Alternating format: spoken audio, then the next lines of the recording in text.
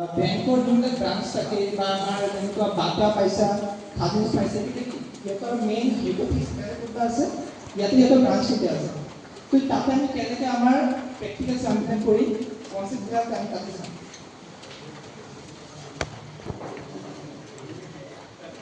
এইটো আমাৰ last chapter হয় সিলেবাসৰ কি আছে নামটো কম্পিউটাৰাইজড একাউন্টিং সিস্টেম ইয়াতে তোমালোকৰ প্ৰেক্টিকেল প্লাস থিওৰি বহুত শিকিব লাগিব 3 মান্থৰ বা 6 মান্থৰ কোৰ্স কৰিছে নেকি তোমালোকে কম্পিউটাৰ তাতে এটা কোৰ্স আছিল টেলি বুলি বেসিক হেৰি হয় আজিকালি এইটো টেলি 9 পঢ়াৰ ওপৰত টেলি প্ৰাইম চলি আছে